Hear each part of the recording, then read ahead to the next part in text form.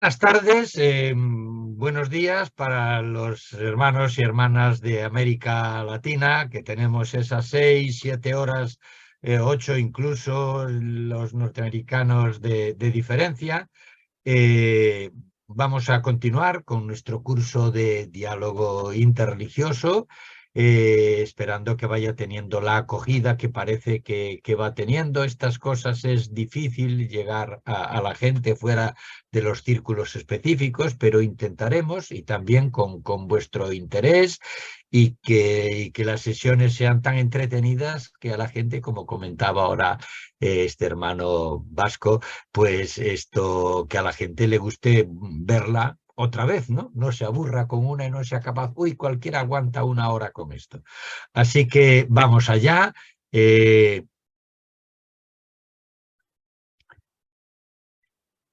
Bien,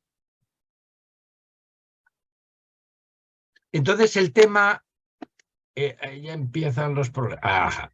El tema de hoy, pues como habéis visto en el programa, es el diálogo ecuménico en la actualidad. Y hay una expresión ahí que para mí es lo que define que debe de ser el diálogo ecuménico, el diálogo entre cristianos, que es unidad en la diferencia. Y veréis cómo yo me voy situando, también estoy escuchando otras posturas. Entonces, como escuchábamos ya la semana pasada, el concilio representó realmente un avance muy importante en el diálogo ecuménico interreligioso en la Iglesia. Incluso un salto cualitativo, como me escuchabais el otro día, en primer lugar, por el hecho de hablarlo. El hecho de hablarlo ya fue un cambio absolutamente cualitativo, porque antes del concilio, no solo la Iglesia institucional no potenciaba el diálogo ecuménico interreligioso, sino que incluso lo prohibía para sus miembros católicos, ¿no? Entonces, en este sentido, el avance del concilio fue enorme. Pero a 50 años vista vemos que este avance se nos ha quedado ya claramente corto. Entre otras cosas, esa imagen que vemos ahora ahí en pantalla, pues en la Iglesia aún no existe, en primer lugar, porque no existen mujeres presbíteras.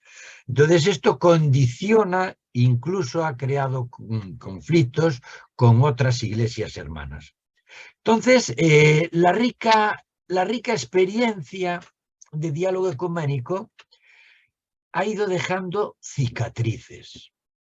Es decir, las heridas y los enfrentamientos han sido grandes e incluso se ha llegado a rupturas dentro de la Iglesia Católica por parte de los sectores más integristas, ¿no? Entonces, esas heridas han dejado cicatrices y esas dificultades nacen de unos obstáculos que son, pues como diríamos en castellano castizo, los de siempre. ¿Y cuáles son los de siempre? Juan Bosch, un dominico experto en diálogo ecuménico, prematuramente fallecido hace unos años, en magnífico libro Para comprender el ecumenismo, dice: ¿cuáles son los obstáculos? La intransigencia revestida de fidelidad, el inmovilismo camuflado de santa paciencia, ¿verdad? Los integrismos, el autoritarismo mantenido a fuerza de amenazas.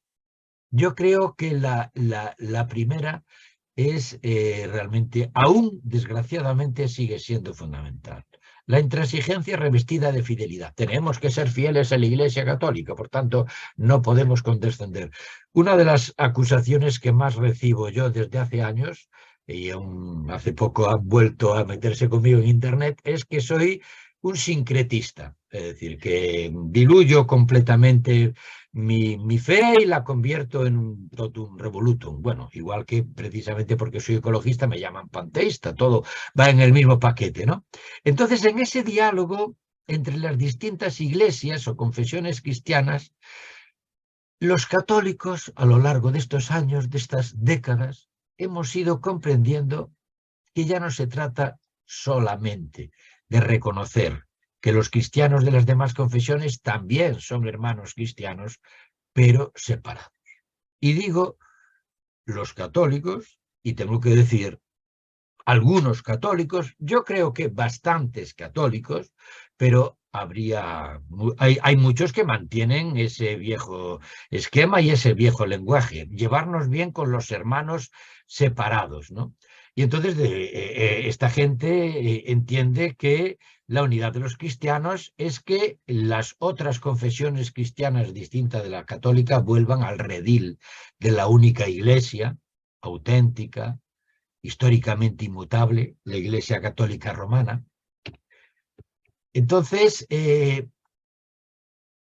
la unidad que buscamos hoy ya no es bajo la autoridad jurídica del obispo de Roma.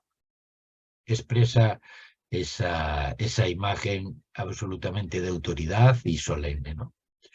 Realmente no le quitamos valor al primado romano como servicio petrino que hablamos en teología, un servicio reconocido incluso fuera de la Iglesia Católica, pero siempre que se mantenga como servicio, no como valor jurídico. Hace unos años, no hace tanto, y sin embargo parece ya una inmensidad, ¿no? En los tiempos de Juan Pablo II, cuando estaba lleno de vitalidad, él mismo reconoció que yo, el Papa, sé que soy el mayor obstáculo para el diálogo ecuménico. La frase me parece tremenda. Por una parte, reconocer algo que es real, pero por otra parte decir, esto es así y yo no lo voy a cambiar ni quiero que cambie. Y sin embargo, esa concepción del primado tiene que cambiar. Porque no se trata ya de buscar una uniformidad bajo una única autoridad canónica, el Papa, sino de buscar la unidad, comunión en la riqueza de la pluralidad y la diferencia. Unidad de los cristianos, sí. Uniformidad, no. Bajo una única autoridad jurídica, no. Entonces, ¿de qué se trata? Se trata de alcanzar la sinfonía eclesial. En una sinfonía hay un director que coordina, pero la sinfonía no se hace con el director, la sinfonía se hace con los distintos instrumentos y las distintas personas que tocan esos instrumentos. Entonces, se trata de buscar la sinfonía eclesial desde la variedad complementaria de iglesias que forman y enriquecen la gran iglesia, como dijimos en la sesión pasada. Simplemente porque no puede haber armonía sinfónica sin los distintos instrumentos. Lo contrario de la sinfonía es precisamente un sonido monocorde, ¿no? Y la polifonía en la música tiene ya muchos siglos, ¿no? Entonces, un ejemplo para mí llamativo, del que hablo en mi libro que os he comentado ya en anteriores sesiones, en la búsqueda de la armonía en la diversidad, un ejemplo llamativo de esta sinfonía eclesial es algo que descubrí cuando trabajaba para este libro, porque para mí realmente era desconocido, como posiblemente para muchos de vosotros, ¿no? Sabéis que la orden del Cister es una de las órdenes monásticas más importantes en la Iglesia. Es muchos años, muchos siglos anterior a la Reforma, 2 siglos como mínimo anterior a la Reforma. Y existen monasterios cistercienses de monjes y de monjas con comunidades que han seguido la tradición luterana. Entonces, es poco conocido porque en la Reforma, como Lutero era poco amigo de la experiencia monástica y decía que se debían de acabar esas distinciones en la Iglesia, no lo impidió completamente, pero no lo promovió, ¿no? Entonces, una realidad magnífica de una experiencia ecuménica real, no teórica, es precisamente que haya monjes cistercienses católicos y monjes cistercienses luteranos. Y cuando se reúnen en sus capítulos parece que no hay mayor problema entre ellos. Y estoy diciendo algo que ha nacido de una conversación con un hermano cisterciense amigo, ¿no? Cuando se encuentran en esos capítulos interconfesionales, lo fundamental es, somos cristianos y somos monjes del Cister. Como me decía un hermano monje del Cister, el resto son etiquetas. Y una persona, pues, católica y que defiende su identidad, ¿no? Pero quizás el ejemplo más valioso para mí del diálogo ecuménico en los últimos 50 años ha sido TSE. La comunidad de TSE, sabéis que es una comunidad monástica, interconfesional, en el sur de Francia, en la Borgoña, fundada y dirigida hasta su muerte, una muerte absurdamente violenta, porque era una de las personas más pacíficas que he conocido en mi vida, Roger Schutt, ¿no? Tuve la suerte de conversar y comer con él y cuando digo que es una de las personas más pacíficas que he conocido, me he sentido ante una persona llena de carismas, llena de carisma personal, cosa que no es fácil encontrar, ¿no? Juan XXIII acogió a Fray Roger con estas palabras: «Átese la pequeña primavera, la primavera de la Iglesia». Justamente eso que quería también Juan XXIII para su Iglesia. Entonces la comunidad está hoy en día integrada por más de 100 hermanos ortodoxos, luteranos, calvinistas y católicos de 25 países, y su Iglesia de la Reconciliación, que vemos ahí en esa imagen reciente. Volví por TSE hace unos pocos años, antes de la pandemia, con mi esposa.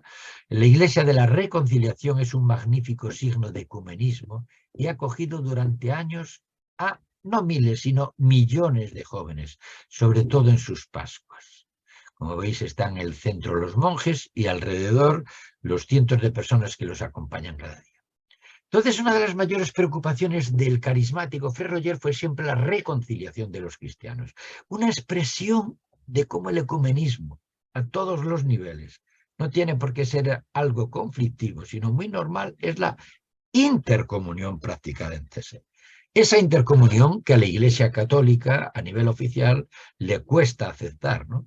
Y, sin embargo, ha practicado al más alto nivel. Una de las contradicciones tremendas es el problema que ve la Iglesia Católica con la intercomunión y, sin embargo, en el funeral de Juan Pablo II, el cardenal Ratzinger, luego Papa Benedicto XVI, le dio la comunión a Fray Roger, calvinista, como vemos en esa foto. Problemas se solucionan en la vida porque la vida está por encima de las teorías, ¿no?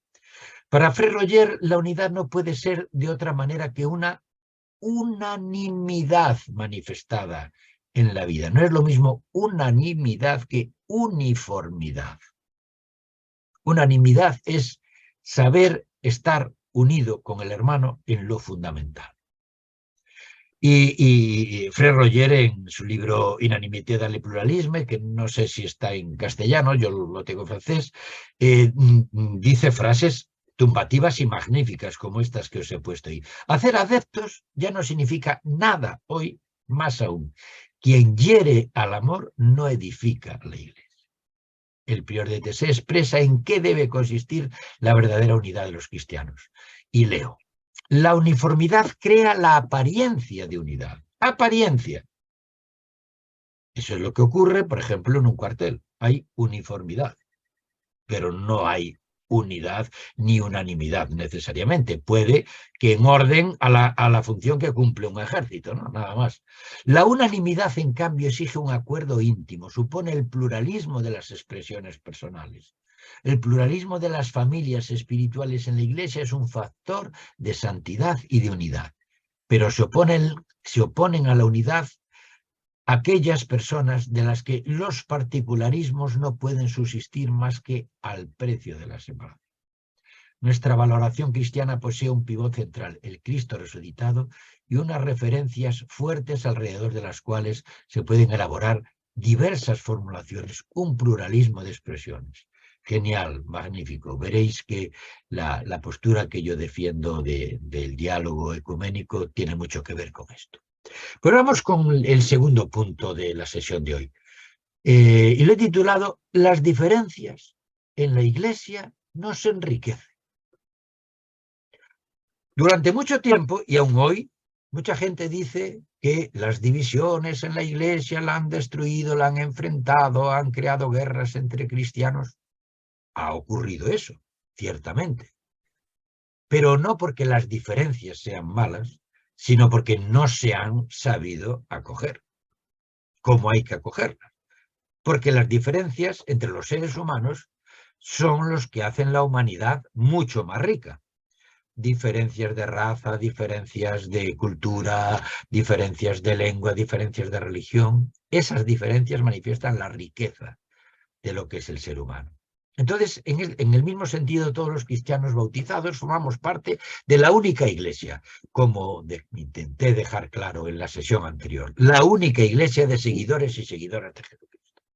Nuestras diferencias, al contrario de lo que se ha dicho muchas veces, no son fruto de avatares perversos que llevaron a divisiones, aunque éstas nos hayan enfrentado e incluso violentamente hasta llegar a matarnos. Las guerras de religión en la vieja Europa es uno de los escándalos más grandes de la historia, porque han sido guerras entre cristianos. Entonces las diferencias son más bien expresión de una riqueza histórica, existencial, espiritual y teológica que no se debe perder. Entonces, en este sentido, la multiplicidad de las iglesias cristianas, o mejor, aunque aquí utilicé la expresión iglesias, la multiplicidad de las confesiones cristianas, porque somos una única iglesia, es un valor positivo. En cambio, la obsesión por una ideología de la unidad manifiesta una ideología de conquista a partir de un centro que se cree factor de unificación. Esto lo dice magníficamente en esta ocasión un teólogo católico francés, Christian Dicoq, Iglesias Provisionales, ensayo de eclesiología ecuménica. Y entonces dice duramente, el efecto de la voluntad hegemónica y del deseo de acentuar la presión del centro para mantener la unidad empírica superando los límites tolerables. Esa es la ideología de conquista. La ideología de conquista, querer que todos vengan a mí, destruye la unidad y destruye el amor. Hay una frase de Raymond Panikkar genial, que no se ocupó mucho del tema ecuménico, él trabajó más el tema interreligioso, pero es genial. Dice, la imagen del único pastor y el único rebaño del lenguaje cristiano, no debemos olvidar, es una imagen escatológica, que no se debe aplicar en la historia. Hay gente que cree que el único pastor es el Papa y el único rebaño somos todos los cristianos. Pues no, el único pastor es Jesucristo nuestro Señor, que es el Señor de católicos, luteranos, ortodoxos, anglicanos, etc. Es decir, el único pastor no es el Papa de Roma y el único rebaño no es el de la Iglesia Católica. No hay unidad posible sin el Espíritu, pero donde obra el Espíritu hay diversidad. Diversidad de dones, diversidad de carismas. Por eso Oscar Cullmann, un gran teólogo protestante ya fallecido, dice, los intentos de uniformidad eclesial son un pecado contra el Espíritu. No es que no ayuden al ecumenismo, es que son un pecado. El Espíritu no quiere uniformidad, el Espíritu quiere diversidad. Y esta riqueza, hay hermanos de otras religiones participando en este curso. Es decir, esta variedad existe en todas las religiones, no solo en la religión cristiana. Por supuesto, en el Islam existen pues dos grandes familias y una gran variedad. En el hinduismo, el budismo, en fin, las escuelas budistas son docenas, son cientos, son miles. Es decir, del mismo modo, la Iglesia una reposa sobre la diversidad, no sobre la uniformidad, digo. Los principios del Nuevo Testamento sobre la unidad impiden aceptar la fusión de las iglesias, que es contraria a la naturaleza misma de la unidad. Veremos después cómo se va solucionando. Lo que queda claro para mí, y lo que quiero compartir con vosotros hoy, es que hoy ya no queremos que los hermanos de otras confesiones cristianas sean como nosotros, es decir, católicos romanos, como hay que ser, sino que vivan libremente, con su particular estilo, el seguimiento de Jesucristo y que nos ayuden a nosotros, católicos en este caso, a vivirlo con nuestro estilo y tradición. Es decir, esas diferencias nos van a enriquecer. Y los que hemos vivido esta relación, incluso hemos participado en celebraciones conjuntas con hermanos de otras confesiones cristianas, cosa más hermosa que una Eucaristía compartida de católicos, como por ejemplo luteranos que tienen la cena muy semejante a la nuestra, es lo que tiene que ser, y algunos pensarán que aún me volverán a acusar de sincretista, pero es la única solución. Que sepamos caminar juntos siendo diferentes. Esa imagen del Papa Francisco con una obispa, pues no la conozco completamente, es muy posible que sea anglicana, aunque también puede ser luterana, es magnífico, y la sonrisa natural que se le ve al Papa Francisco y a la hermana obispa es lo que tiene que ser, es la búsqueda de la armonía y de la comunión en la diversidad. Nuestras diferencias nos enriquecen si somos capaces de caminar en comunión. En un encuentro ecuménico en Santiago de Compostela en el año 92, ya van, ¿cuánto? Ya van 30 años, se decía, no tenemos derecho a coexistir en la división. Tenemos necesidad los unos de los otros y debemos ser los unos para los otros. La Iglesia es para los otros. Y finalmente es importante reconocer, muy importante, una limitación de nuestro pensar y hacer, que es situado. Es decir, yo estoy hablando desde la vieja Europa, desde Occidente. Y cuando hablo de diálogo ecuménico, una de las primeras cosas que tengo que reconocer es que hay más cristianismo que el de Europa. Es decir, nuestro problema, como siempre, es querer imponer nuestra cultura europea y al mismo tiempo nuestra religión cristiana europea. El hecho de ir íntimamente unidos ha producido algo que ha sido absolutamente probable, que es el colonialismo apoyado precisamente por el cristianismo. Los cristianos de fuera de Europa tienen mucho que decir y seguramente mucho más interesante y novedoso que nuestros discursos repetidos y decadentes.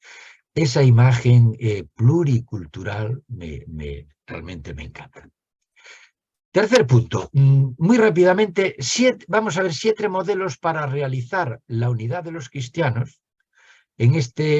Con estos 7 prácticamente recojo todas las posturas que ha habido y que hay, que sigue habiendo hoy, y después tomaré claramente mi postura, aunque ya la iré apuntando según hablo de cada uno de ellos. El primer modelo es el de la diversidad reconciliada. Entonces, es el de las iglesias históricas, iglesias cristianas históricas, desde las primeras escisiones, desde las primeras divisiones, pues con la ortodoxia o con la reforma, ¿no?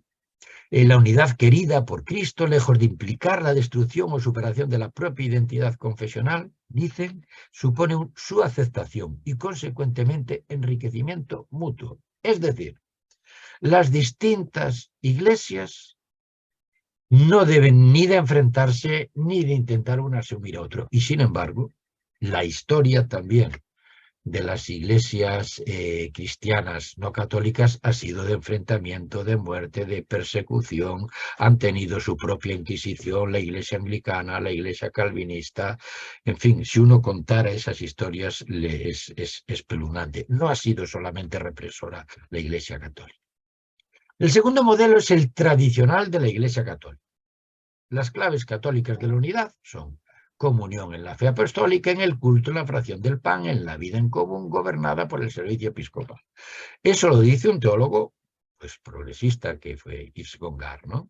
Entonces, el problema es que este modelo, que en principio supuso un avance, un avance con respecto a la intolerancia de los siglos pasados, desde la Reforma hasta el siglo XX, sin embargo, está marcado por la idea de retorno. Y por eso este modelo tradicional, típico, y que aún defienden muchos en la Iglesia Católica, a mí me parece claramente insuficiente y, desde luego, sospechoso para las demás iglesias que lo han interpretado como una conversión a Roma. O sea, como decir, os perdonamos, pero tenéis que volver a lo que. Por tanto, un modelo que no me vale. Otro modelo que en este momento tiene una gran aceptación es el que representa el Consejo Ecuménico de las Iglesias, del Consejo Mundial de las Iglesias, o Consejo Ecuménico de las Iglesias, la CEI, es la más alta expresión de la búsqueda ecuménica de las iglesias. La unidad de las iglesias se manifiesta en cada lugar, a partir de las bases, se expresa en estas, no solo en las cúpulas de las iglesias, y por eso el modelo del Consejo Ecuménico de las Iglesias apela a una comunión solidaria entre todas las iglesias, más allá de sus diferencias numéricas de prestigio o tradición. Primer problema.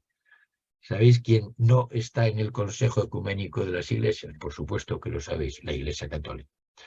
Bien, ella lo justifica con una razón. Realmente la Iglesia cristiana, que tiene más fieles abismalmente en todo el mundo, ella sola es más de lo doble que el resto de las iglesias cristianas, es la Iglesia Católica. Por tanto, ella dice, nuestra presencia en el Consejo Ecuménico de las Iglesias desequilibraría las balanzas.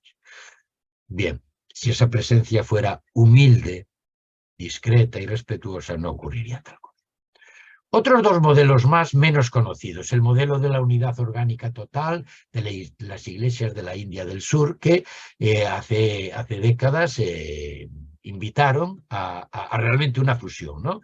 La Church of South India, ¿no? Es decir, eso ha sido trasladado a otros países, pero bueno, ahí desaparece un poco la diferencia de las confesiones, ¿no?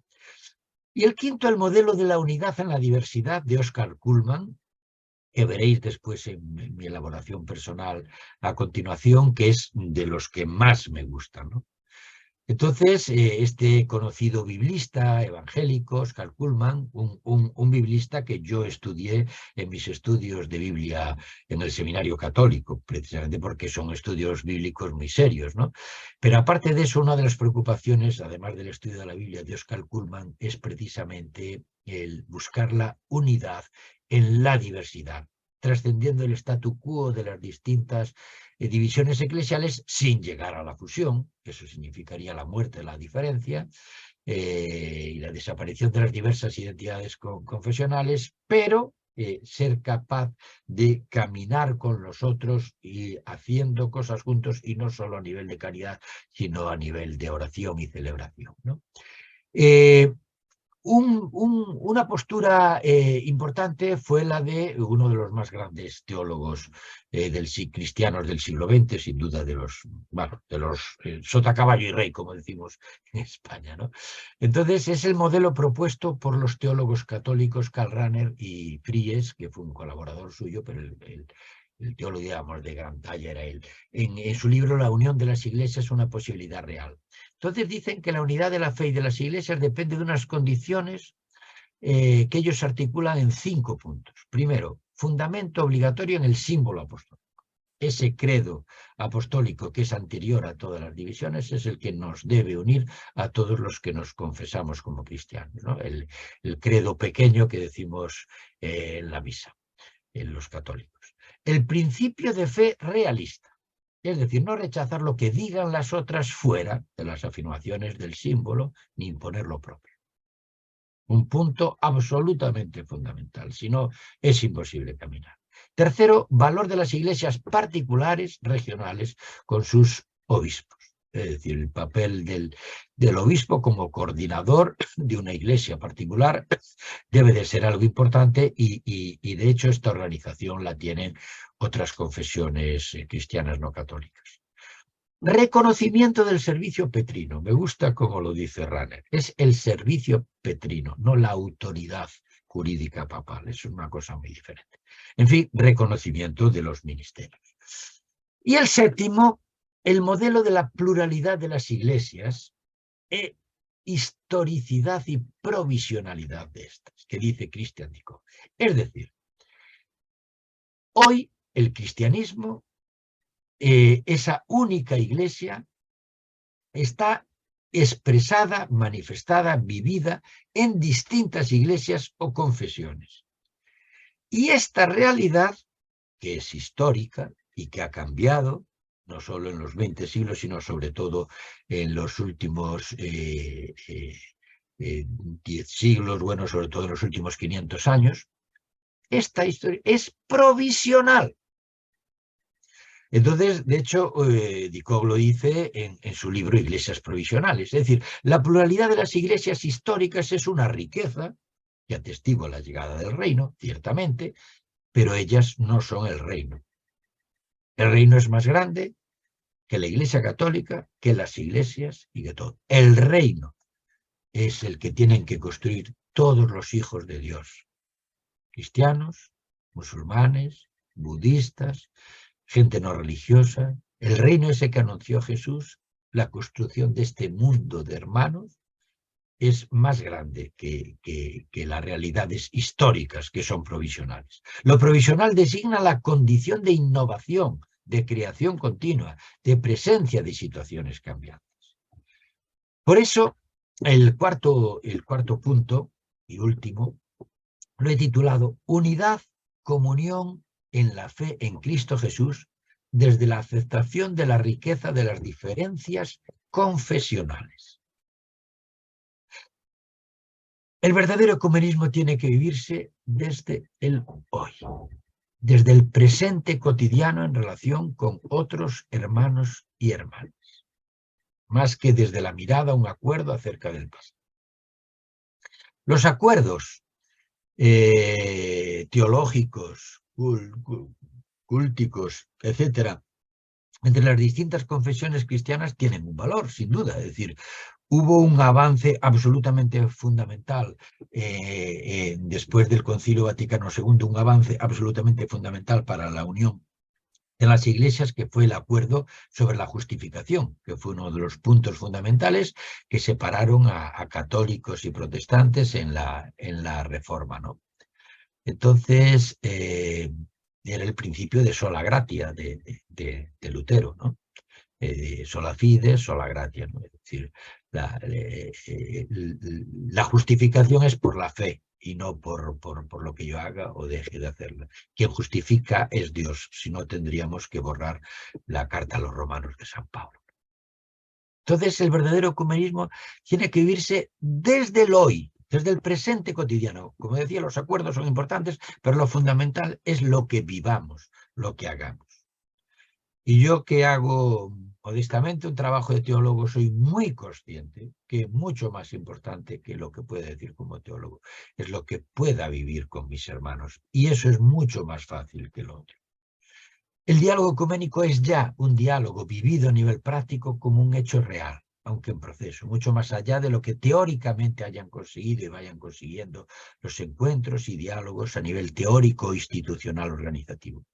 Las instituciones también son mediaciones necesarias para el encuentro. Sin duda, no defiendo la anarquía de ninguna manera. Igual que defiendo una sociedad organizada de personas libres y respetuosas, pero creo que la organización es necesaria.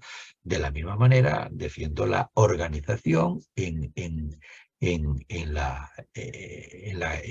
los cristianos, ¿no? Igual que se organizan las demás religiones, ¿no?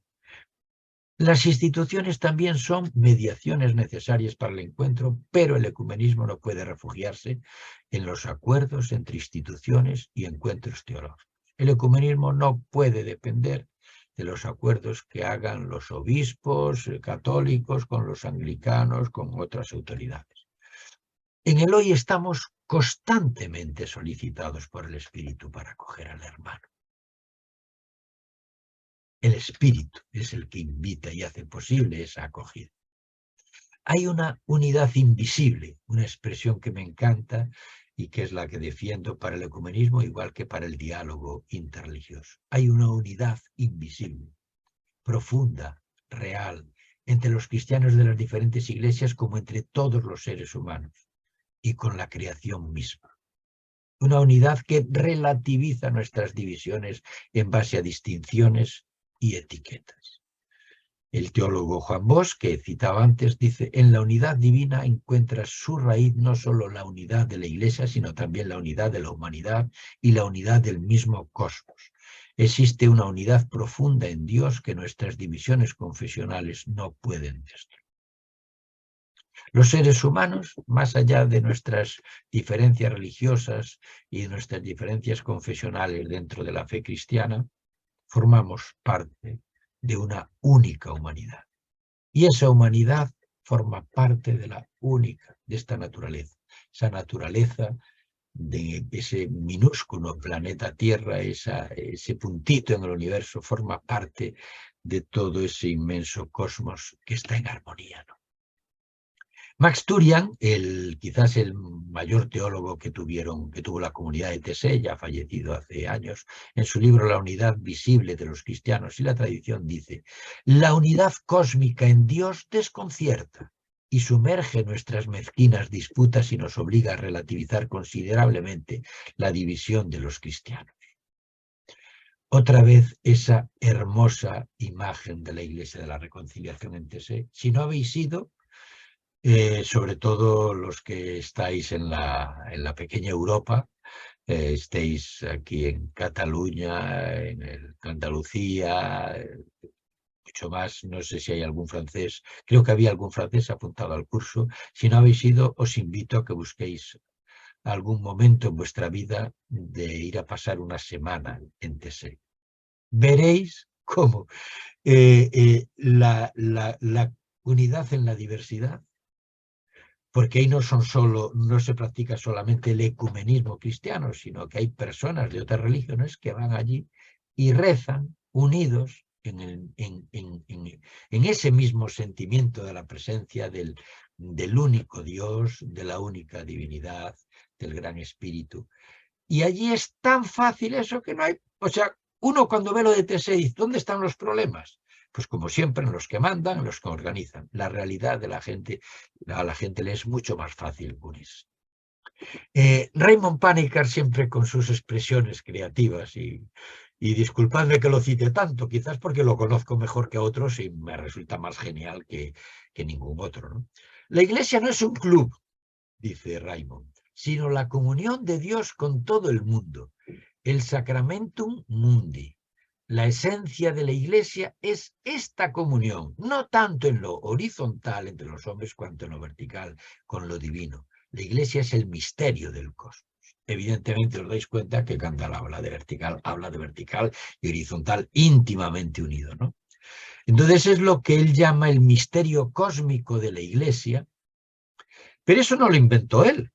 Es decir, la Iglesia definida como lugar universal de salvación, el Mysterium Cosmicum Tes Ecclesia de los Santos Padres, es algo que aparece en una cita pequeñita, pero yo la fui a buscar del Concilio Vaticano II, en una nota, pero me parece genial, el misterio cósmico de la Iglesia como comunión de todos los hermanos, ¿no? Y por eso dice Panikkar, el lugar de la salvación se encuentra en una playa o en una religión, en tal edificio o en el seno de una familia, o bien siguiendo fielmente una iglesia. Y entonces ahí estará la iglesia. Eso lo dice en un libro de diálogo con una hermana carmelita que se titula Entre Dios y el Cosmos. Entonces esta concepción es la que hace de la Iglesia realmente, y disculpadme que utilizo otra vez expresiones latinas, un sacramentum mundi, símbolo del mundo. Lumen gentium, luz de las gentes, y signum elevatum in nationes, como quería el Vaticano II, es decir, una señal de luz para todos los pueblos. La Iglesia debe de ser, y otra vez cita Panikkar, el ágora en donde las opiniones más dispares puedan ventilarse pacíficamente, el ágora de la paz, el lugar natural del diálogo. Pero para ello, la Iglesia necesita valorar más el ideal humano de la diversidad y la armonía y menos la univocidad y la unidad. El ágora donde todas las opiniones más dispares puedan ventilarse pacíficamente. El ágora de la paz, el lugar natural del diálogo.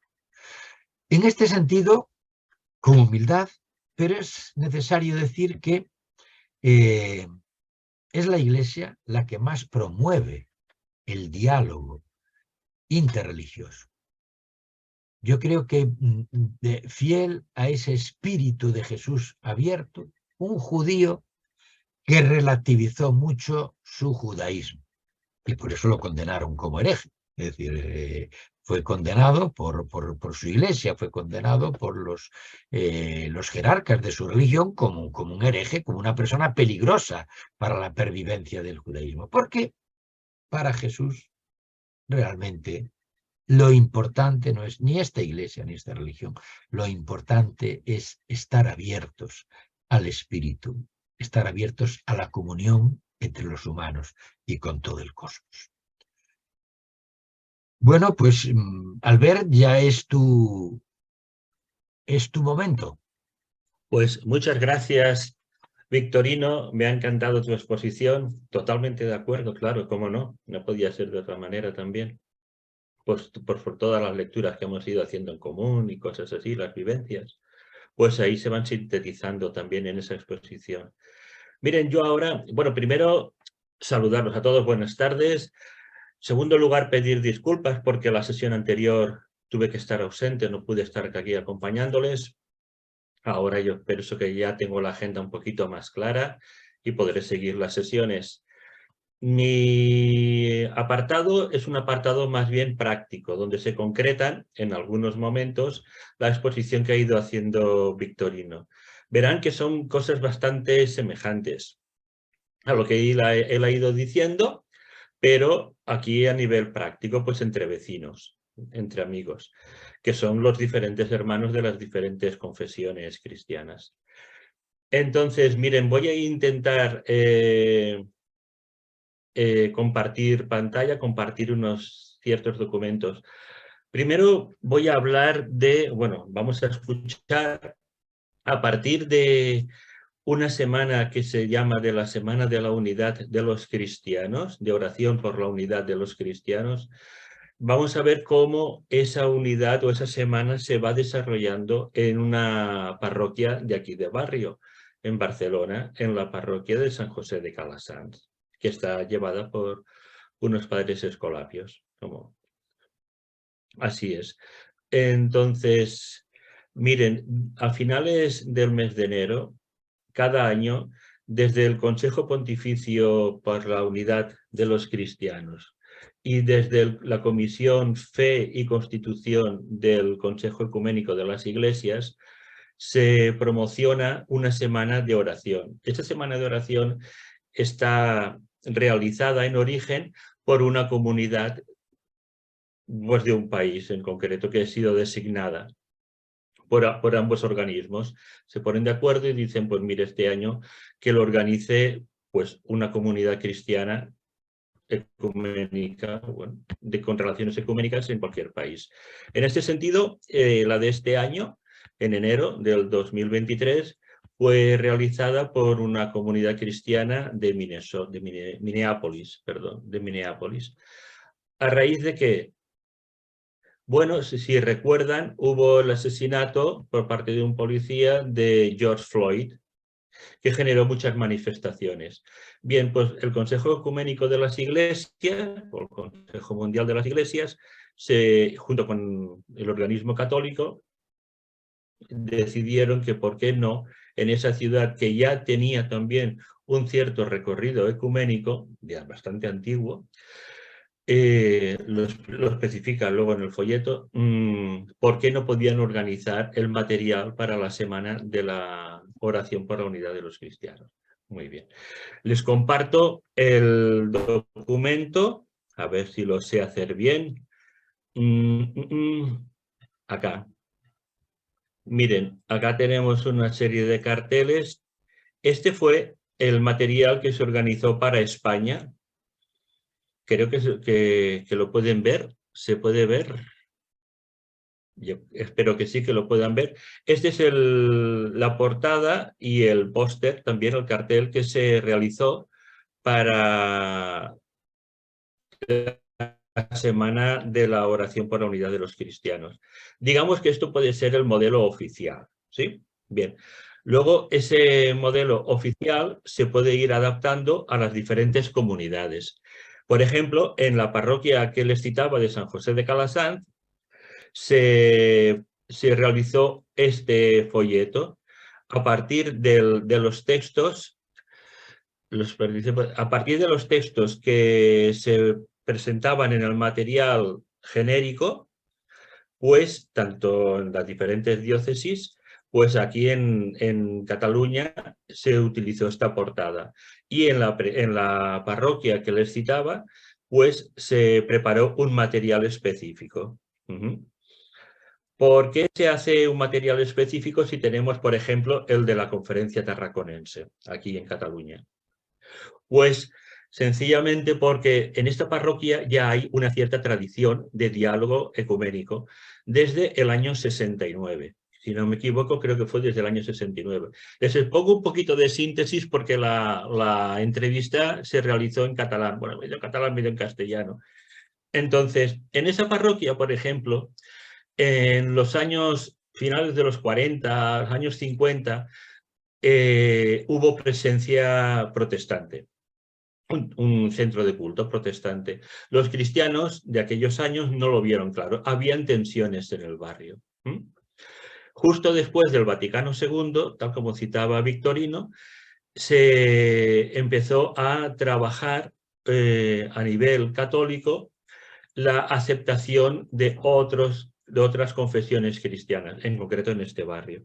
A partir del año 69, cada año, ya llevan 50, la friolera de 54 años, se reúnen católicos y protestantes en este barrio, en el barrio del Clot y Campo de Garpa, y así que se llama. Bien, bueno, próximo a la Sagrada Familia, por los que conocen Barcelona. Entonces, ¿cuál es la peculiaridad? La peculiaridad es que, bueno, sí, había una aceptación, unos cuantos fieles participaban de ambas confesiones. Sucedió un hecho fortuito, que fue que una parroquia del arciprestado del barrio no podían celebrar, tuvieron unos problemas arquitectónicos, no recuerdo ahora si fueron unas inundaciones, algo les pasó. Entonces, gentilmente los protestantes cedieron sus locales. Dijeron, vengan ustedes aquí a casa a realizar su celebración. Eso dio pie a que realmente hubiera una comunión. Y desde entonces, cada año van los católicos, un año van los católicos a un templo, a la iglesia evangélica, y celebran allí pues la semana los días de la semana o un día en concreto de la semana. Y al año siguiente pues van los protestantes a la parroquia católica.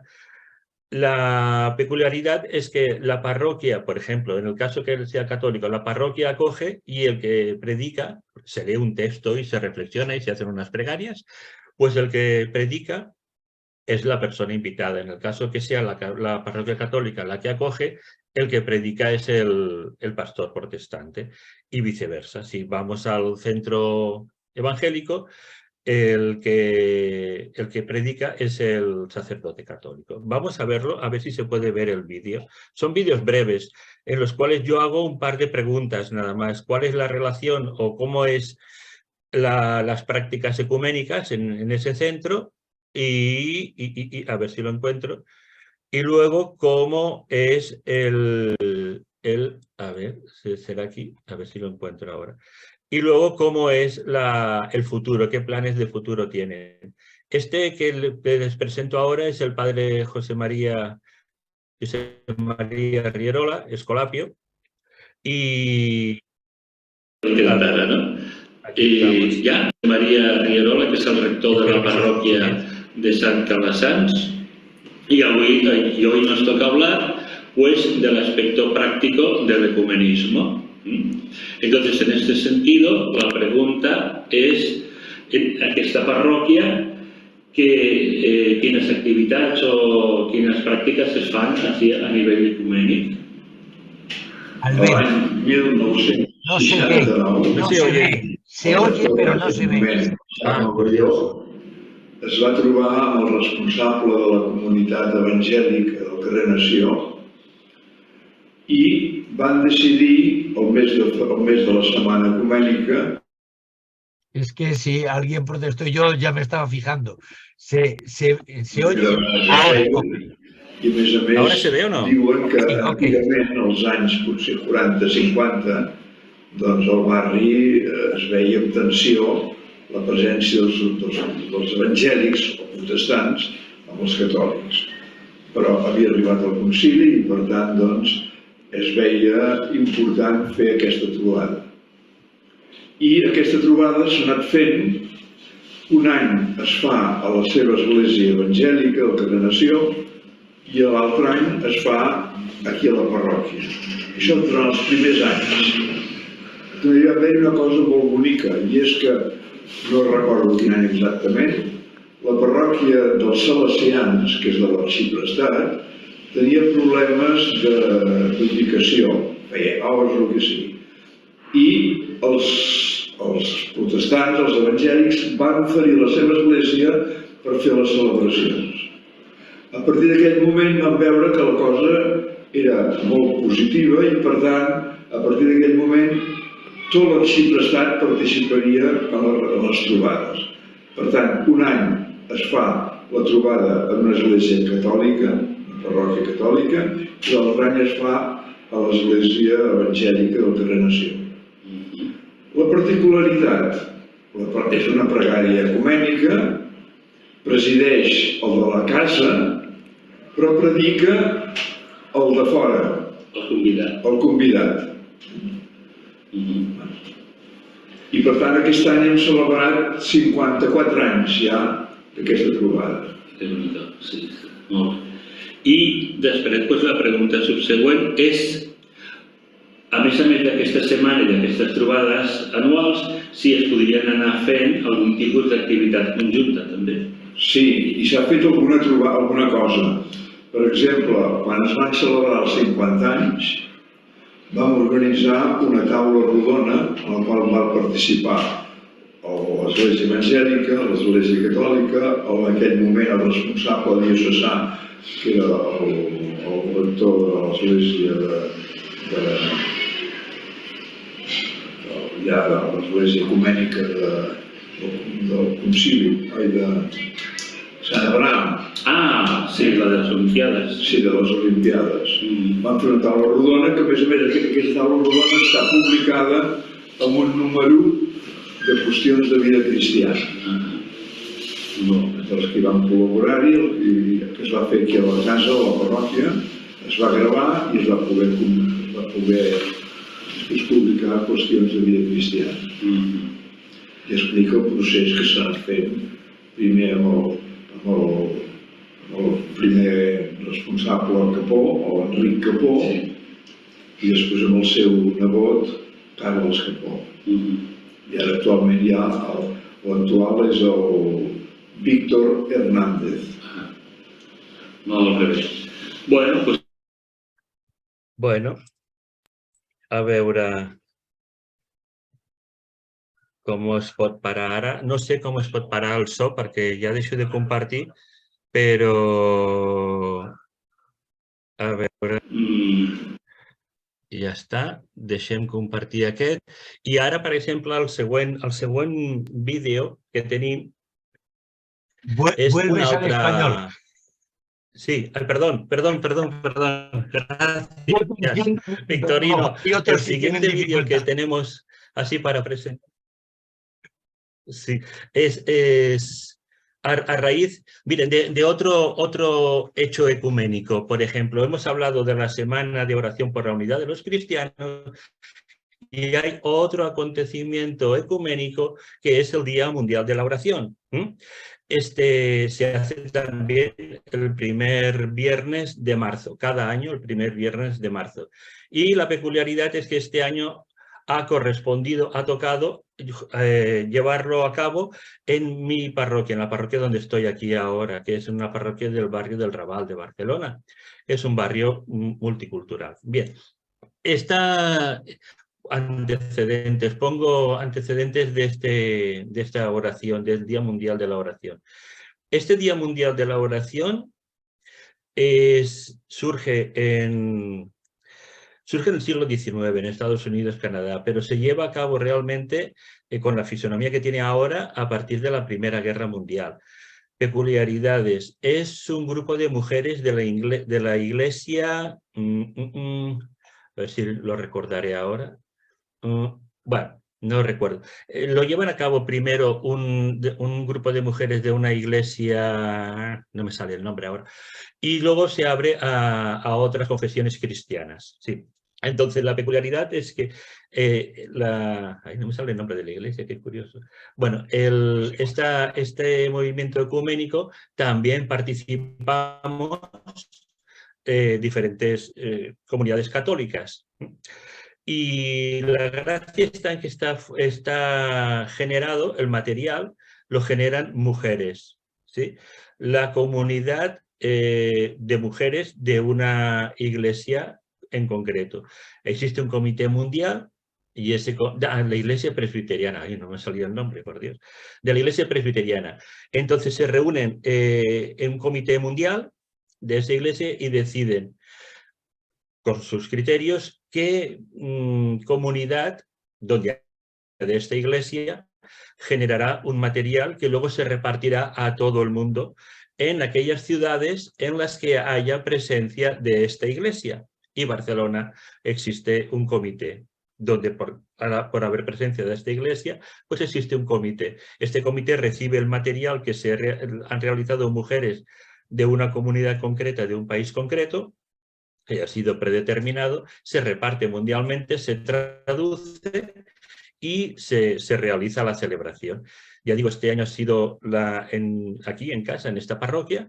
Han venido diferentes personas de diferentes confesiones cristianas y el material ha sido elaborado por la comunidad de mujeres de Taiwán. Comparto el cartel, que ha sido un cartel muy, muy bonito. A ver si lo sé hacer. Aquí están los carteles. Este es el cartel. Presiónalo para que lo veamos en grande, si no, no lo vemos. Sí, voy. Ahí está. Este es el cartel de este año, del Día Mundial de la Oración. Está traducido al catalán en este caso, 2023. Y ya lo pueden ver. El lema es: me han hablado de vuestra fe. Una frase de San Pablo de la carta a los Efesios, y a partir de ahí había un texto evangélico y lo comentó una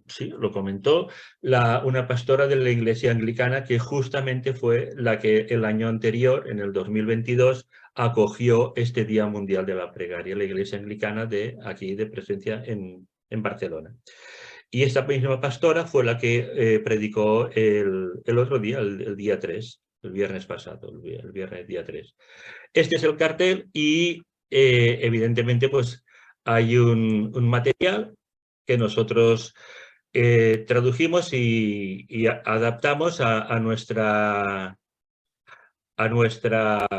realidad concreta.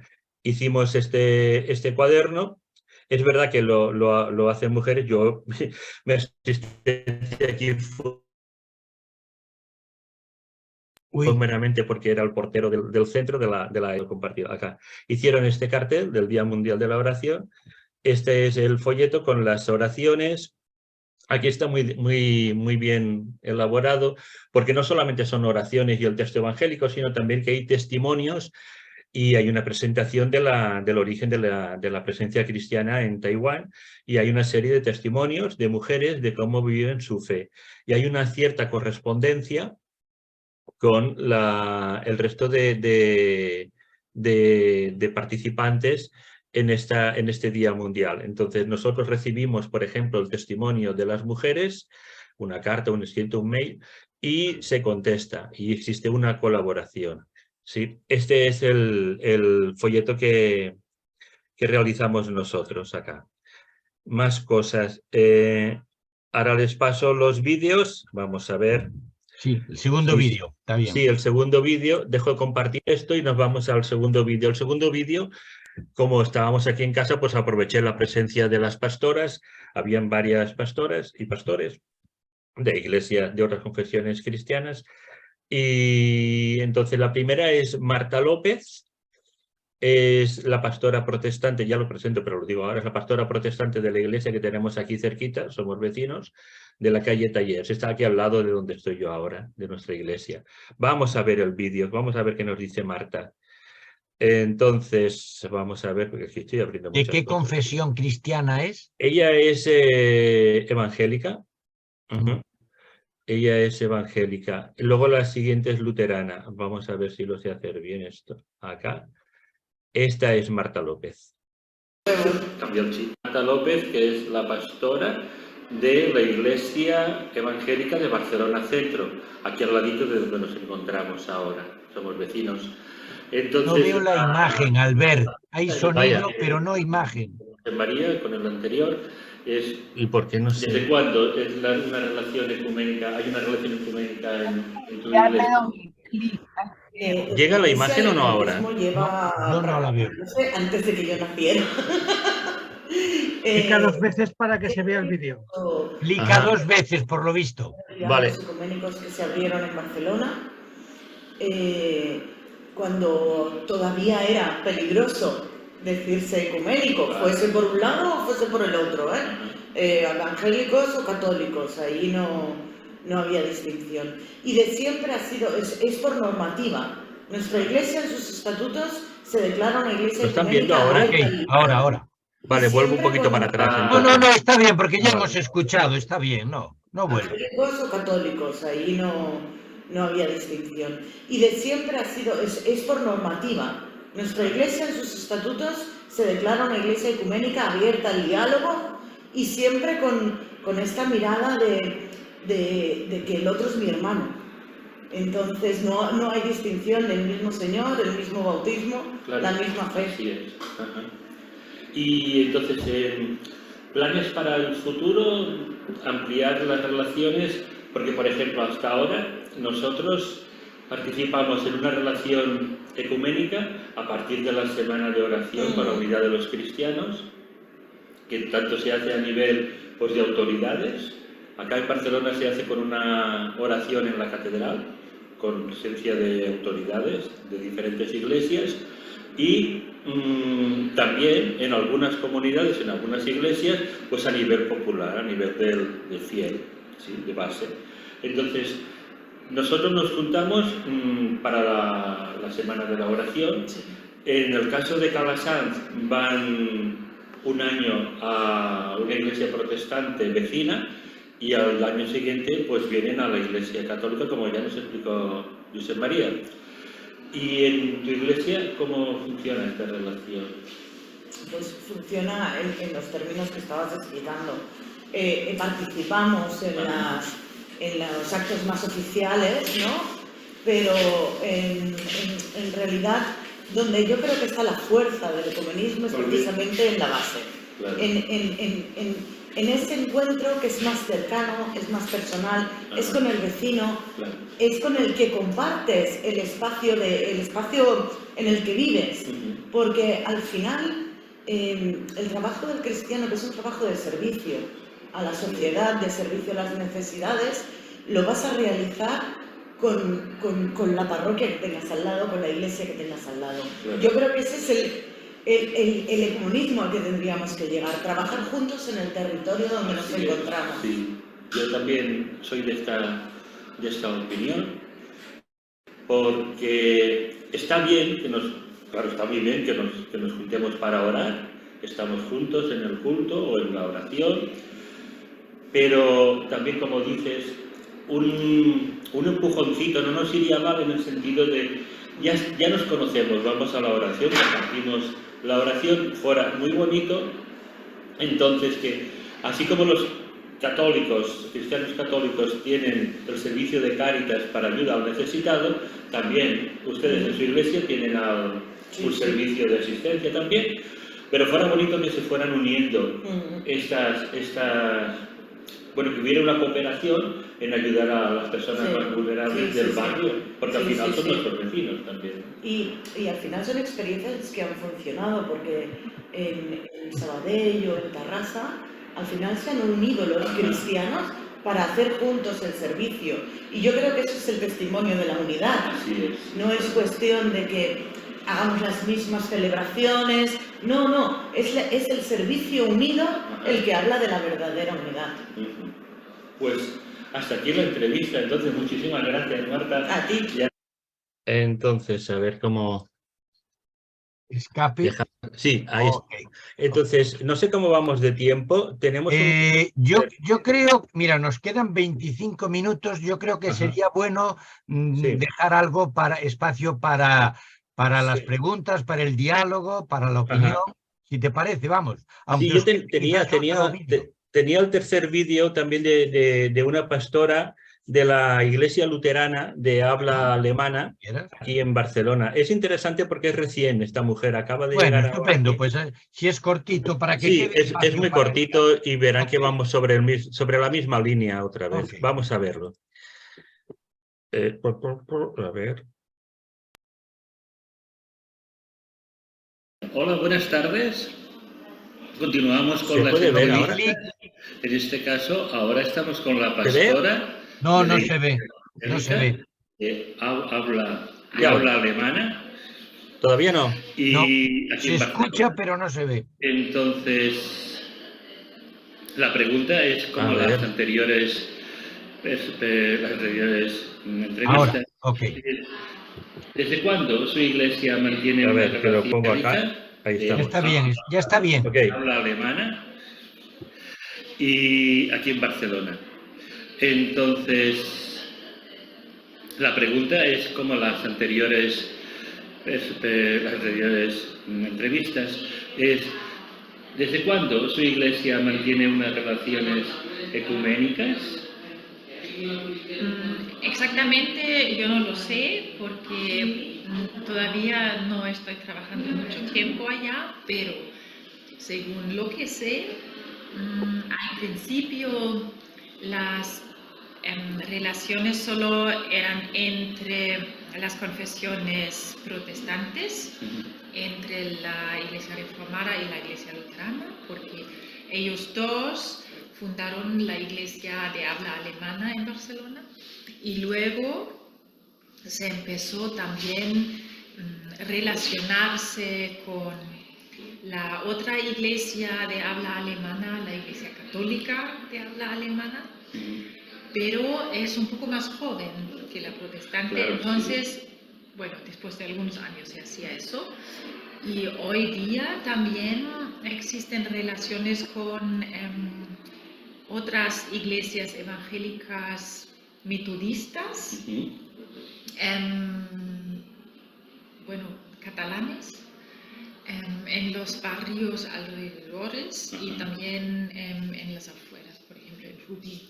Claro, y por ejemplo, el año pasado que estuvimos, voy a poner un poquito de contexto, ahora nos encontramos porque estamos en el Día Mundial de la Oración, que es una celebración que preparan mujeres.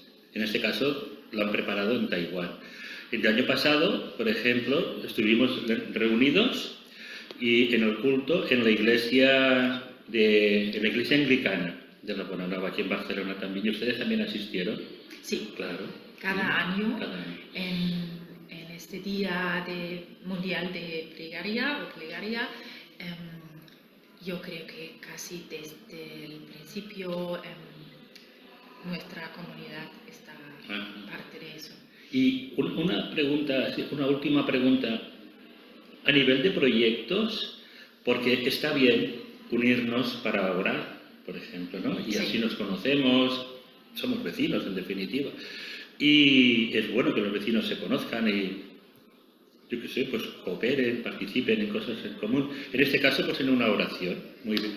Pero, por ejemplo, a la hora de asistir a las personas vulnerables, a los necesitados del barrio, ¿ustedes también tienen un servicio de acogida? Sí, bueno, nosotros como somos muy pequeños como comunidad no tenemos un propio servicio, pero colaboramos con otros. Sí, por ejemplo, en Gracia hay una iglesia metodista que hace un comedor todos los días. Un comedor social. Y durante el invierno también abren su iglesia para los que no tienen casa.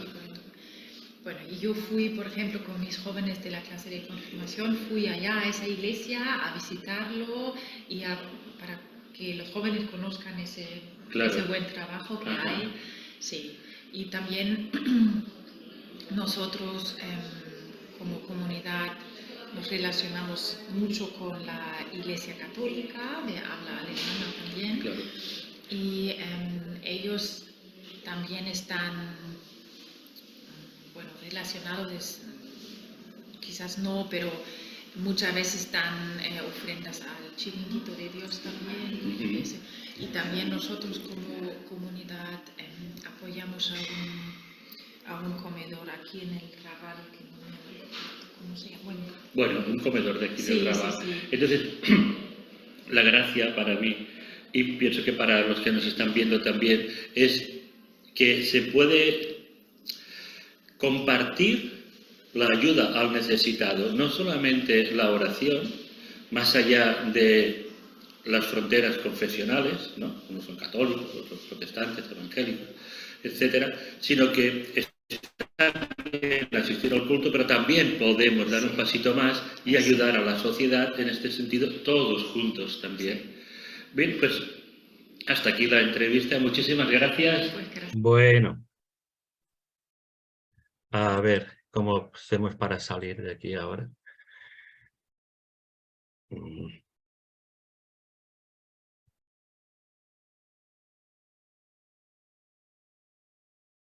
Ahí estamos. Ya dejamos las entrevistas y bueno, ya podemos empezar entonces a partir a dialogar o al coloquio, a ver. Ok, pues Sí. cuando queráis. Si me permiten, no sé si se oye bien. Jesús Gallegos, muy bien. Muy bien, ¿Eres de muchas dónde, gracias. perdón? Catalán, ahora mismo vivo en Granada, en la En ciudad Granada. de la Alhambra, Ok. pero durante más de 40 años he nacido en Cataluña, tierra. Bueno, muchísimas gracias de nuevo a los organizadores y especialmente a usted, doctor Pérez, y al doctor Moliner por sus reflexiones. Un breve apunte. En la imagen a la que hizo referencia usted, doctor Pérez, aparecía, lo apunto aquí por si a alguien le interesa, aparecía la obispa primada Ange Jacqueline de la Iglesia Luterana, que no anglicana, de Suecia, la primera arzobispa de Uppsala. Durante una reunión con el Papa Francisco en mayo del 15, ¿no? Fue llamada precisamente por el Papa, la llamó querida hermana, ¿no? En vísperas de la celebración del 5º centenario de la Reforma Protestante de Martín Lutero, ¿no? Pero bueno, era otra la reflexión que quería compartir con ustedes. Gracias por la aportación, gracias. Nada, bueno, es que cuando se me plantean retos me gusta, yo no lo sabía, pero mientras se hablaba pues lo he buscado y me ha parecido, no lo he podido evitar. Pero es que era otra la reflexión que quería compartir con ustedes, no lo pude hacer en la anterior sesión y por tanto me gustó muchísimo que ya en la anterior sesión y en esta se refiriera a la armonía sinfónica, porque me encantan las metáforas y esa la encuentro especialmente bonita. Tan bonita que, pues que ya en la anterior sesión me tuvo mucho rato ahí pensando, ¿no? Y a lo mejor a alguien le puede parecer pues un apunte poco importante, pero a mí no me lo parece poco importante por lo que verán ahora, ¿no? A ver si soy capaz de explicarme bien. Verán, entiendo y comparto perfectamente lo que usted, doctor Pérez, quiere significar cuando reclama esa armonía sinfónica. Eso no se puede estar en desacuerdo, ¿no? Pero si miramos hacia el pasado, y yo no sé mucho de música, creo que en la antigüedad, no sé si ahora pasó lo mismo, insisto, no sé mucho de música, se diferenciaba entre las orquestas sinfónicas y las orquestas filarmónicas. ¿Dónde radica la diferencia? La diferencia está en que las orquestas filarmónicas, no sinfónicas, estaban compuestas por grupos de personas que eran amantes de la música, no necesariamente eran profesionales, no eran músicos profesionales, ¿no? Mientras que las orquestas sinfónicas, eso es así, tenían como una especie de patrocinio. Las filarmónicas. Sí, para la formación profesional, pero ya no estamos hablando de amantes, ¿no? Y ese matiz a nivel de metáfora, ya sé que ustedes me entienden, aunque no me explique demasiado bien, ese matiz creo que en nuestro caso es muy importante, mucho. Filarmónica, grupo de amantes de la música, sinfónica, patrocinio. Por eso a mí me gusta más hablar de armonía filarmónica más que de armonía sinfónica, ¿no? Y es que qué difícil nos va a resultar alcanzar, me da igual si ahora hablamos de armonía sinfónica o filarmónica, con otras confesiones, si si previamente las familias de cuerda, viento, metales y percusiones no llevan el mismo tiempo. Y no estoy diciendo que los violines primeros tengan que sonar como los segundos, como las violas, como los violonchelos. No. El violín no puede sonar jamás como una viola, ni mucho menos como instrumentos de otras familias, ¿no? Pero sí que pueden llevar el mismo tiempo si lo que quieren lograr es una especie de armonía, ¿no? Qué difícil nos va a resultar alcanzar esa unidad en la diferencia desde una perspectiva, y aquí viene el reto, bueno, el reto, no, la petición que hago, ¿no? Desde una perspectiva dualista, exclusivamente racional. Por tanto, mi deseo, ojalá que quede, aunque sean 5 o 10 minutitos en alguna de las sesiones, para que el doctor Pérez nos pueda hablar de algo que ya se apuntó en la sesión anterior, ¿no? Es eso que le planteo, ¿no? Que va más allá del dualismo, ¿no? Y bueno, y una canción, les apunto una canción aquí en el chat por si a alguien le gusta la música y a lo mejor se acaba de entender lo que quería explicar. Lambarena, Back to Africa, no es una canción, es todo un disco. Alguien a lo mejor se cree que Bach no puede sonar bien, adecuadamente, con instrumentos africanos. Puede sonar perfectamente. Si alguien se cree que el mensaje de Jesús en boca de católicos, de anglicanos, de ortodoxos, de luteranos o de cualquier persona de buena voluntad, aunque no sea cristiana y de buen corazón, no puede sonar bien, es que no conoce el mensaje de Jesús, ¿no? Y lo mismo ocurre con el mensaje de Siddhartha Gautama o con el de Mahoma o con el de otros líderes que nos han guiado. Hasta ahí mi reflexión y mi agradecimiento por todo lo que comparten con nosotros. Pues muchas gracias, Jesús. Realmente tocas un punto que es para mí absolutamente fundamental, no solo en la cuestión del diálogo interreligioso, sino que el diálogo con toda la realidad.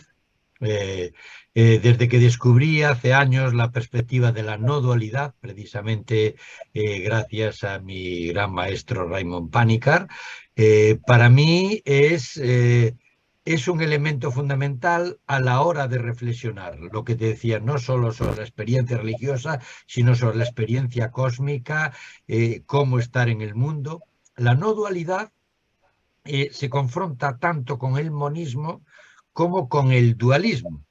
El monismo todo es igual, todo es, diríamos, el mismo paquete, ¿no? La dualidad significa aquí estoy yo, aquí estás tú, aquí están los otros, aquí estoy yo como ser humano, esto es una piedra. La no dualidad busca precisamente la comunión en la diversidad.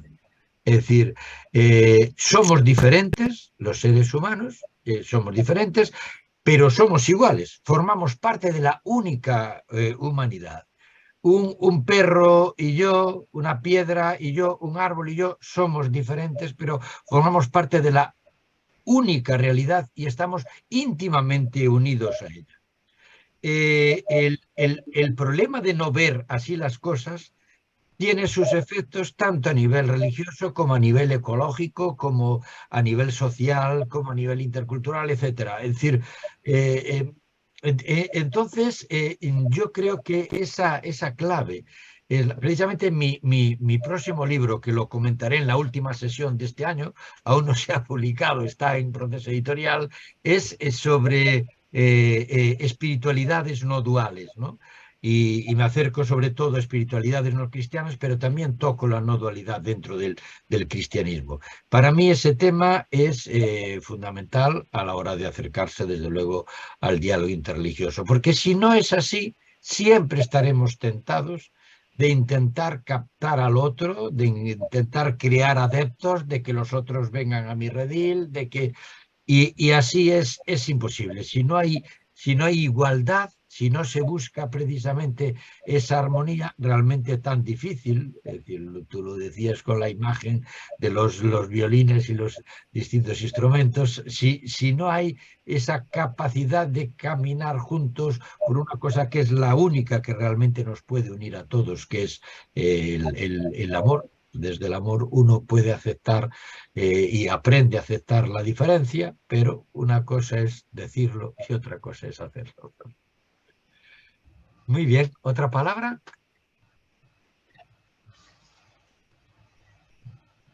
Sí, habían levantado acá, ahora no lo encuentro, pero habían levantado la mano. Yo levanté. Aquí, ahora lo encuentro. Ah, Tres Alejandra. participantes habían levantado. Sí, Sí. Alejandra. Buenas tardes. Buenas tardes. Buenas tardes. ¿Desde Muchas dónde gracias. hablas?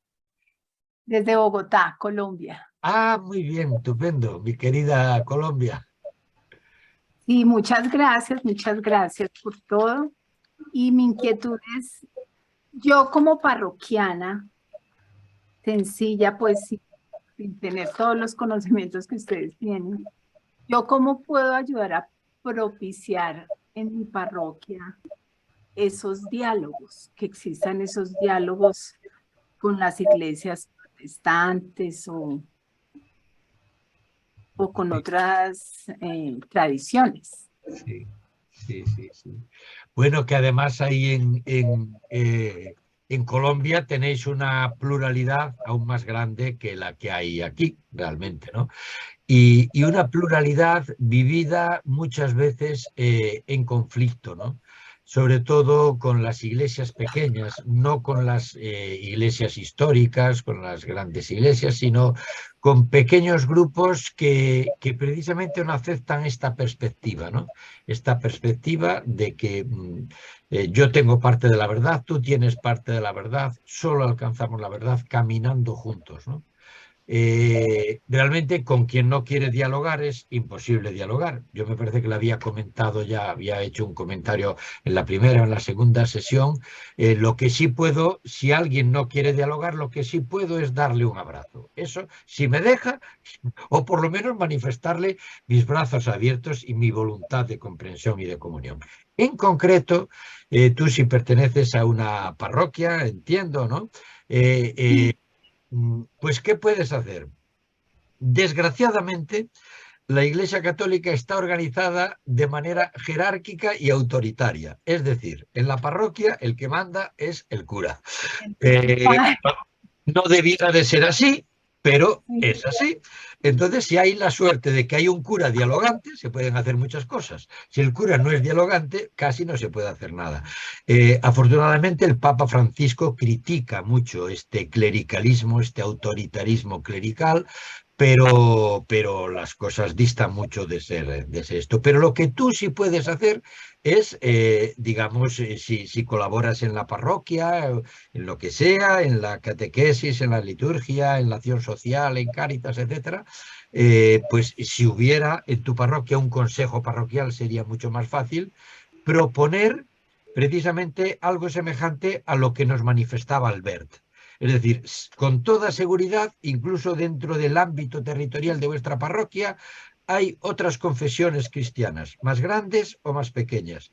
Invitarlas a una oración común, a colaborar en la acción social común. Es decir, tiene que partir desde una invitación muy humilde, no desde la superioridad, no desde arriba, sino desde pues lo que decía esta hermana protestante que en uno de los vídeos, por cierto, que me encantó que utilizaran la palabra protestante, ¿no? Porque con la palabra protestante ocurre como con lo de negros, ¿no? Parecía que lo de negros era despectivo y había que utilizar una expresión de color que resultaba absolutamente ridícula, porque nadie es blanco, todos somos de color, de un color más fuerte, más suave, más tal. Entonces, hoy los negros se admiten como negros y no resulta despectivo, salvo que yo desprecie. Y por tanto, los protestantes que unen a toda esa gente que protestó precisamente por una reforma que debía de haberse hecho en la Iglesia y no se hizo y empezaron las divisiones. Entonces, esa invitación yo creo que la podéis hacer y con el apoyo del párroco, sin embargo, quien debiera de hacerlo sería hombres y mujeres que estuvierais sensibilizados con esto, ¿no? Estaba viendo aquí un comentario de Jesús Gallego, después si acaso lo comentamos. Entonces, yo cuando estuve en Bogotá, ya sabes que estuve de profesor en la Universidad de San Buenaventura, tuve la suerte, y digo la suerte porque para mí fue el gozo, de que, puesto que había sacerdotes que participaban en cursos míos en la universidad, me invitaron a sus parroquias para hacer este diálogo y si me invitaron es que había una sensibilidad por parte del cura, pero uno de los comentarios que surgía casi siempre era: ah, padre, de esto no nos han hablado nunca, si es tan importante como usted dice, ¿cómo es que no nos han...? Porque yo decía, es importantísimo el diálogo interior, y si es tan importante, ¿cómo es que no nos han...? Entonces, a lo mejor vosotros y vosotras tenéis que ser como ese aldabonazo en la jerarquía de la parroquia para decir, esto es importante. Y además ahora con este Papa que ha insistido en que eso es importante y con imágenes como estas que veíamos, pues ahí se podía iniciar un camino magnífico. Muchas gracias. Sí, y si me permites también, pues está bien, claro, si hubiera un consejo parroquial, eso sería genial. Y si fuera un consejo parroquial abierto o plural, pues mejor todavía. También, además de hablar con el párroco, de conocer las comunidades cristianas, en este caso, ¿no?, de otras confesiones y presentarse.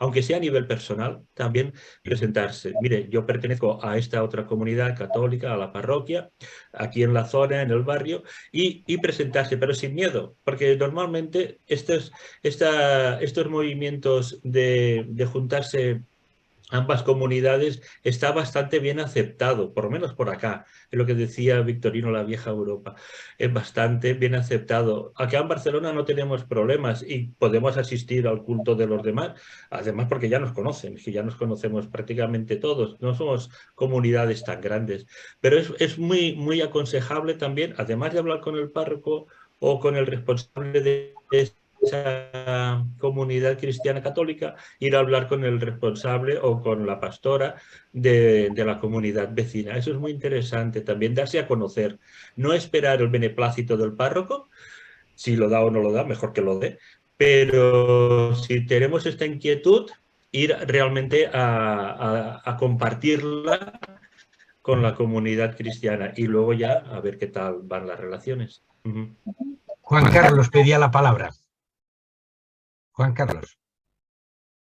Dale al micro, que lo tienes apagado. Lo tienes silenciado el micro. Ahora, sí. Okay. Ahora. Muchas gracias. Ahora. Ha habido este diálogo con las pastoras, en la que se ha hecho hincapié en que es el servicio lo que une y el otro aspecto de que son las personas que están en la base las que están en mejores condiciones para iniciar el ecumenismo. Pero me ha hecho gracia porque hace un siglo empezó a hablar de ecumenismo. ¿Quiénes hicieron estas iniciativas? Nacieron de los misioneros que estaban, sobre todo en el África, misioneros tanto evangélicos como cristianos. Ellos empezaron a darse cuenta que para servir, para ayudar o para, digamos, trabajar a nivel de estas comunidades, era bueno que se pusieran de acuerdo. Y yo creo que estas personas, estos misioneros que estaban allí trabajando, como dicen, ¿no?, en el, digamos, en primera línea, son los que luego fueron empujando hacia arriba y empezaron a hablar de ecumenismo. El ecumenismo indudablemente lo iniciaron las iglesias protestantes, ¿no? Y nosotros tarde hemos llegado, ¿no? Como decía San Agustín, tarde te he conocido. Un poco tarde hemos llegado, pero al fin nos hemos incorporado, ¿no?, los católicos. Pero porque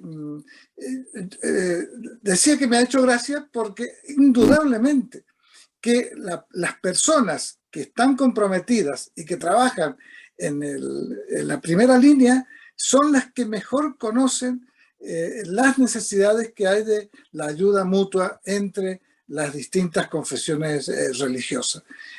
Simplemente quería hacer hincapié en ese aspecto porque indudablemente que aquellos misioneros, que yo creo que es la forma más heroica, ¿no?, de dar su vida y de servir, son los que primero se dieron cuenta de la necesidad del ecumenismo, ¿no?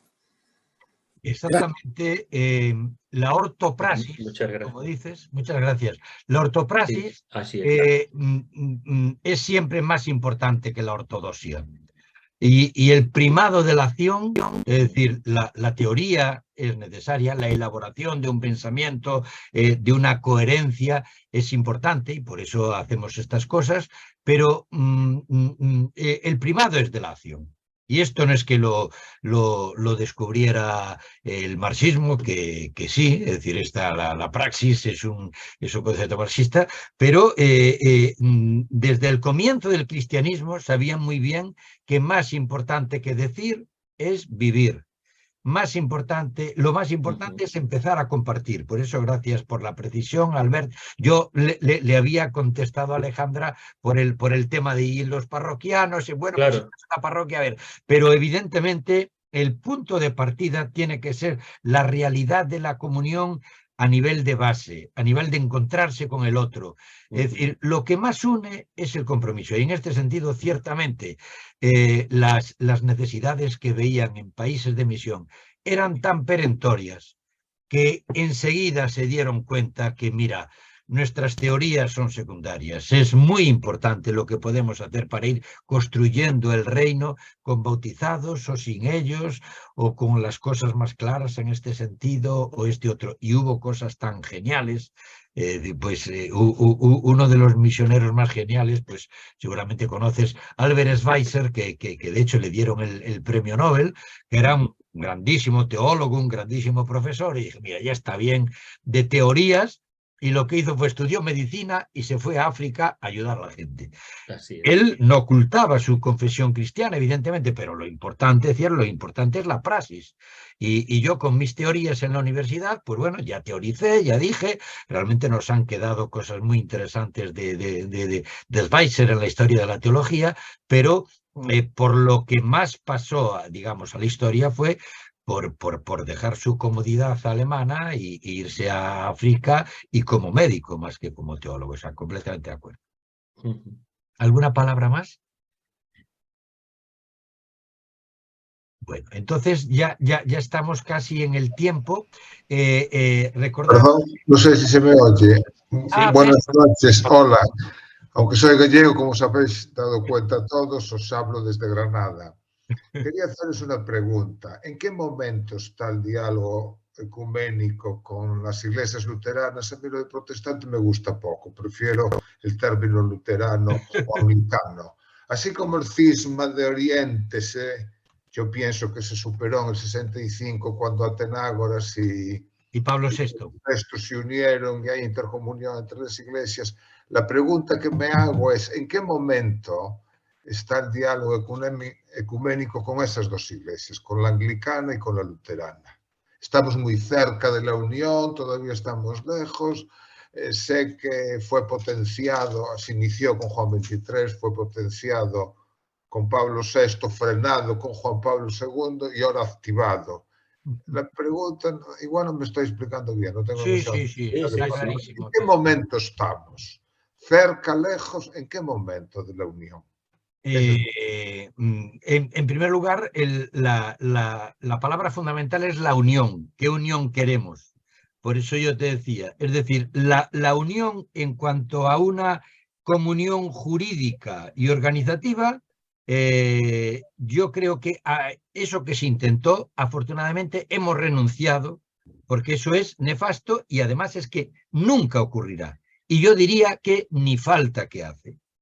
Entonces, lo que sí hay, yo creo que ha habido un progresivo, y hay estudios sobre esto, un camino progresivo de encuentro, de acuerdos importantes y sobre todo de lo que decíamos antes, de unión en la base, unión en la acción, unión en la oración. hay un elemento que para mí es importante, no solo la praxis social, la lucha contra la desigualdad, contra la injusticia, sino que sería muy importante caminar más de lo que se ha caminado en la cuestión de comunión en la fe, como expresión religiosa. La fe también se expresa, evidentemente, en el compromiso social, pero hay una dimensión religiosa y celebrativa de la fe, y en este sentido la realidad concreta, la praxis, va mucho más lejos de los acuerdos a los que se han llegado. Ha habido el acuerdo de la justificación, que ha sido fundamental. Eso fue fundamental porque era uno de los artículos, como decimos en teología, artículos stantis et cadentis de la Reforma. La salvación por la fe, la sola fides que defendía Lutero. Entonces, ese acuerdo sobre la justificación, que hay gente que aún no lo sabe, eso fue fundamental. Pero, por ejemplo, el hecho de que la Iglesia Católica sea remisa a la intercomunión, eso es absurdo. Yo he tenido, Cristina y yo tuvimos la suerte de pasar una semana de Pascua invitados por la Iglesia Luterana Sueca, y estuvimos con ellos desde la base hasta el más alto nivel, celebrando en la Catedral de Skoda, etc. Y cuando uno ve que es tan fácil la unión, incluso a nivel pues, de celebración, de la Iglesia Católica, concretamente con la Iglesia Luterana, hay otras confesiones que la cena la tienen con menos identidad que tenemos la Eucaristía los católicos, pero para la Iglesia, la gran Iglesia Luterana, la Eucaristía en la que yo participé era exactamente igual que la nuestra, con la única diferencia que no había reserva eucarística, lo cual es una cosa secundaria, y tú sabes que en nuestra comunidad no tenemos reserva eucarística porque no hay un sagrario donde dejarlo, nos lo comemos todo, y cuando no se acaba en la comunión damos una segunda vuelta. Que por otra parte era lo que hacían los primeros cristianos. Empezaron con la costumbre de la reserva eucarística para llevar la comunión a... No podían venir a la celebración, pero lo fundamental... Entonces, el hecho de que haya una actitud remisa a nivel oficial con respecto a eso, a mí me parece un atraso importante. Porque la realidad de la intercomunión está ocurriendo. Y yo dije un ejemplo para que callarle la boca a cosas que había dicho el mismo Ratzinger. Ratzinger le dio la comunión a un calvinista públicamente.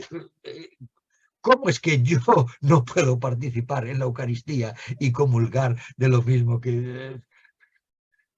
O sea, por otra parte, digan lo que digan, la realidad desde la base está consiguiendo esto. Es decir, el ecumenismo es una realidad, y yo lo viví desde luego más intensamente, por ejemplo, en Colombia, no sé si sigue Alejandra por ahí, cuando estuve allá, que aquí. Quizás porque en Colombia cogí una situación particular, que eran los acuerdos de paz, y entonces las religiones debían de ayudar a esos acuerdos de paz, y a mí me invitaron varias veces a mesas de diálogo ecuménico, me conocían un poco, y tuve la suerte de participar con naturalidad, no solo con cristianos, sino creo que estaba el hermano musulmán por ahí, sino yo iba al rezo de los viernes a la mezquita de Bogotá, fui muchas veces y fui aceptado, decía, oye, aquí como uno de los nuestros, y dije, bueno, igual sí, pero yo sigo siendo cristiano. Estupendamente, o sea, rezábamos al mismo Dios. Los acuerdos teóricos resultan secundarios. Digamos que la teoría lo que ayuda es a articular y a facilitar esto. Entonces, en ese sentido, realmente la Iglesia Católica aún tiene un camino muy largo que recorrer. Desde luego, su vinculación al Consejo Ecuménico de las Iglesias, yo creo que debía de ser ya, desde la humildad, no desde el poder. Y en este sentido, pues el Papa es una dificultad y muchas veces insalvable.